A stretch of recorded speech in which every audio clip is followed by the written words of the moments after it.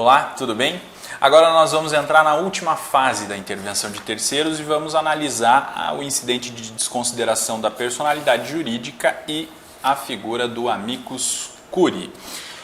Falando sobre o incidente da desconsideração ou de desconsideração da personalidade jurídica, nós temos que lembrar sempre das lições lá de direito civil, porque esse é um instituto, a desconsideração da personalidade jurídica é um instituto próprio do direito civil.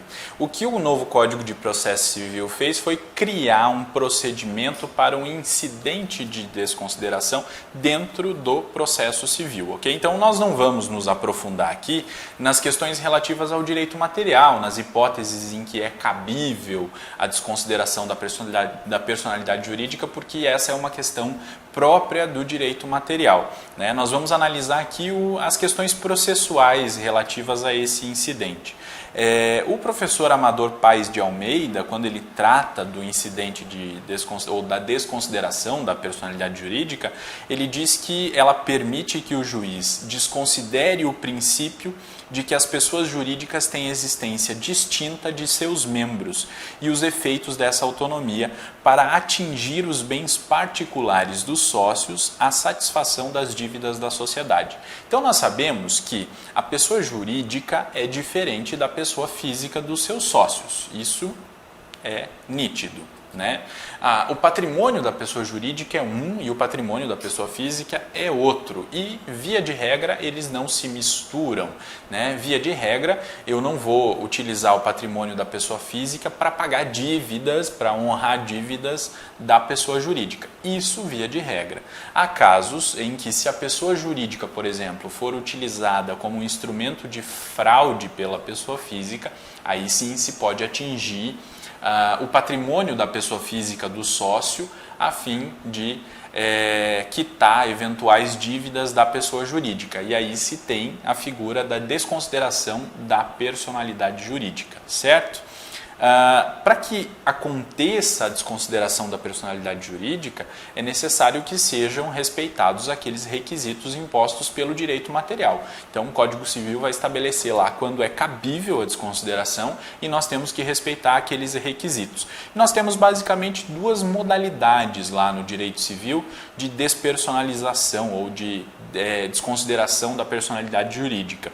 A primeira delas, que é a desconsideração em sentido estrito, é aquela que ocorre quando se atinge o patrimônio do sócio a partir da desconsideração da pessoa jurídica, né? Então, eu desconsidero a existência da pessoa jurídica e entro no patrimônio do sócio a fim de buscar elementos necessários para fazer a quitação de dívidas da pessoa jurídica. Tá?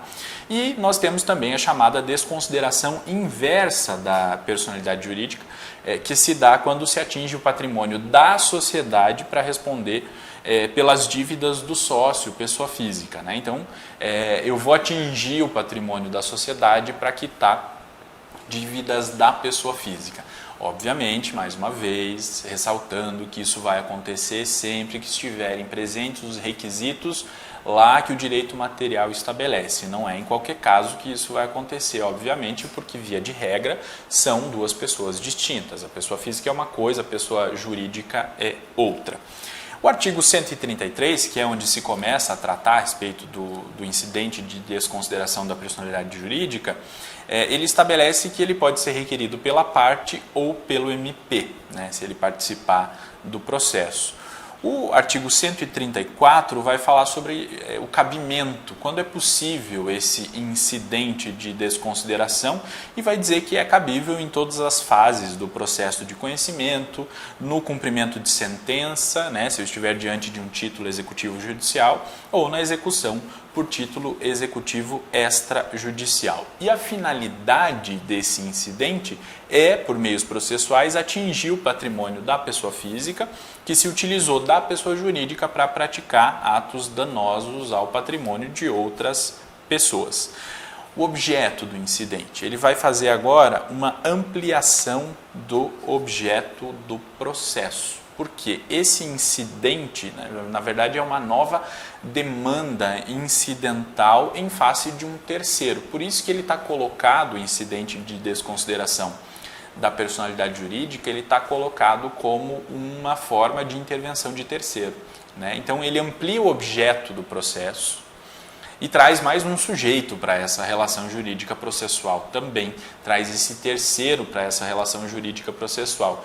Então havia aí uma ação entre uma determinada pessoa e uma pessoa jurídica, né, que tinha dívidas aí, se discutindo dívidas. E aí se percebe que essa pessoa jurídica foi utilizada pelos seus sócios, pelas pessoas físicas que a construíram, para praticar atos de fraude, né, contra o credor. E aí é possível desconsiderar a personalidade jurídica da pessoa jurídica e entrar no patrimônio dos sócios, pessoas físicas. E esses sócios, então, por meio desse incidente, né, que vai abrir uma nova demanda incidental, vão passar a compor o polo passivo dessa nova demanda incidental.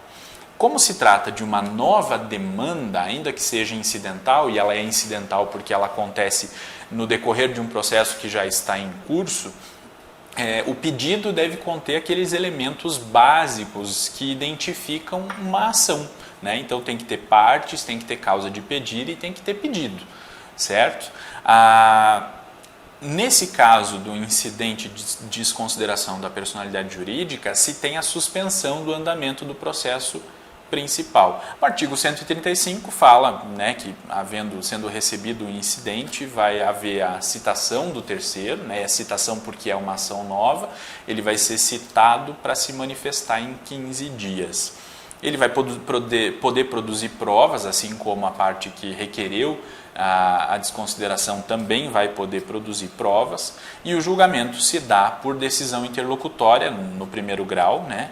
E dessa decisão interlocutória vai caber agravo de instrumento.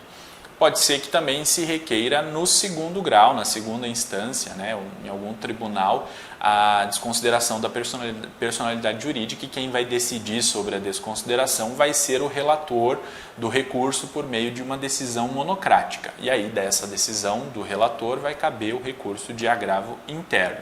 Então, na primeira instância, vai ser resolvido por decisão interlocutória, né? Dessa decisão cabe agravo de instrumento.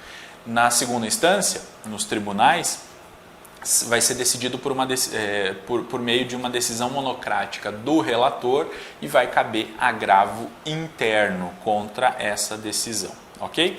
Essa decisão pela desconsideração, ela tem efeitos dentro daquele processo em que foi proferida, tá? Eu desconsidero a pessoa jurídica, a personalidade jurídica, dentro daquele processo para atingir o objetivo dentro daquele processo, que é chegar nos bens do sócio, da pessoa jurídica, e poder então fazer a quitação de uma eventual dívida. Essa não é uma desconsideração ampla, genérica, não quer dizer que a partir daquele momento aquela pessoa jurídica deixa de existir para suas outras obrigações, ela continua existindo. O que acontece é uma desconsideração dentro daquele processo que vai atingir apenas aquele objeto, naquele momento, e aquelas partes, certo? Essas são as informações principais a respeito do incidente de desconsideração da personalidade jurídica. E uma outra novidade do novo CPC foi a previsão do chamado amicus curiae, dentro do capítulo que trata da intervenção de terceiro. E a doutrina, eu trouxe aqui a doutrina do professor Humberto Teodoro Júnior, diz que o amicus curiae mostra-se como um auxiliar do juízo em causas de relevância social, repercussão geral ou cujo objeto seja bastante específico, de modo que o magistrado precise de apoio técnico. Não é ele propriamente parte no processo, mas em razão de seu interesse jurídico institucional na solução do feito ou por possuir conhecimento especial que contribuirá para o julgamento. É convocado a manifestar-se ou se dispõe a atuar como colaborador do juízo. A figura do amicus curiae já é uma figura conhecida no direito brasileiro, né? O amicus curiae já é utilizado principalmente nos tribunais superiores, né? que requisitam ou aceitam a participação de amici curiae. Amici curiae é o plural em latim do termo amicus curiae. Então, os tribunais já aceitam, né, os amici curiae em casos em que há uma repercussão da decisão ou em casos que exijam conhecimentos técnicos bastante apurados a respeito de uma determinada questão. Então, os tribunais chamam, fazem audiências públicas, ouvem essas pessoas ou instituições que tenham um interesse em esclarecer o Poder Judiciário para que ele tome uma decisão mais bem qualificada tecnicamente a respeito daquele assunto. Geralmente são assuntos que fogem ao conhecimento próprio do direito, né, e têm efeitos em outros ramos da sociedade. Né?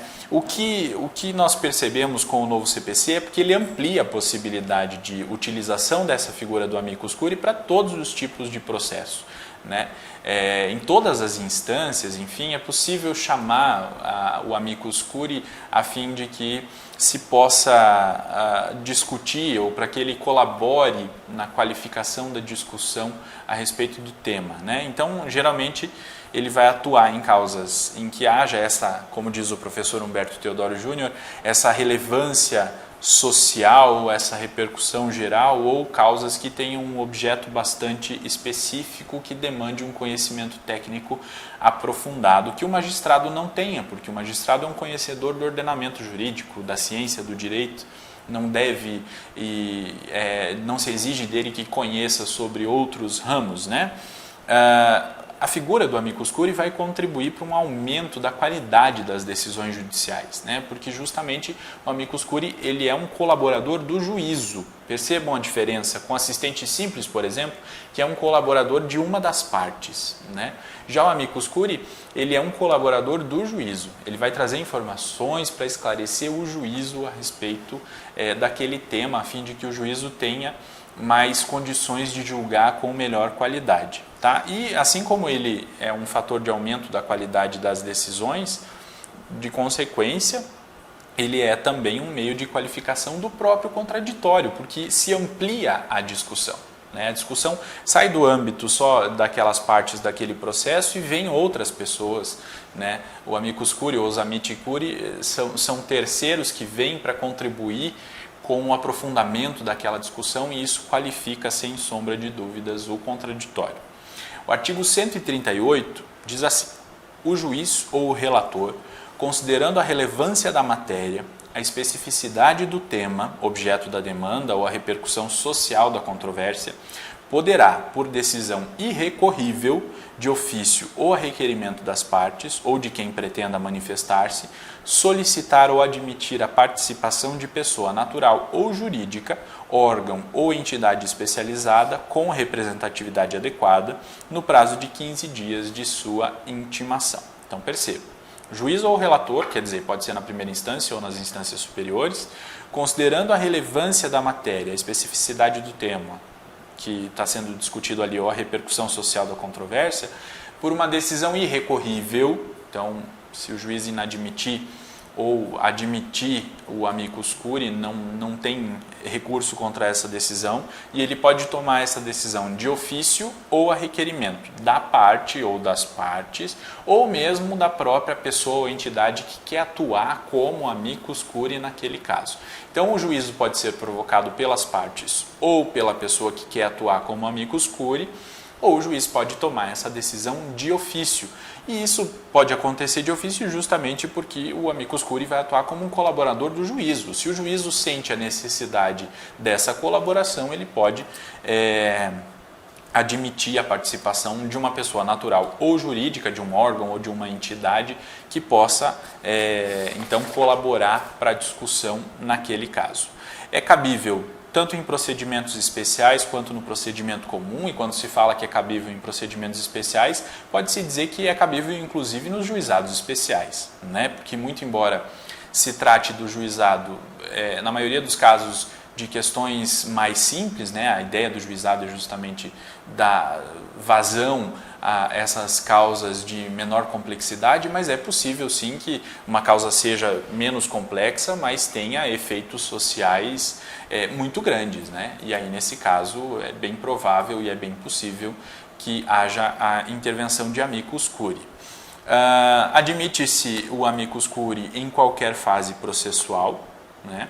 E há uma proibição para o amicus curiae de interpor recurso, né? Ele não é parte, então ele não pode recorrer, com as exceções no caso de embargos de declaração, né? É possível que o amicus curiae oponha embargos de declaração, justamente porque se a presença dele serve para qualificar o debate e melhorar a qualidade das decisões judiciais, e os embargos de declaração se prestam justamente a melhorar a qualidade das decisões judiciais, o amicus curiae tem legitimidade e interesse para opor embargos de declaração, e eles podem também impugnar decisões tomadas no julgamento de causas e recursos repetitivos. Ok?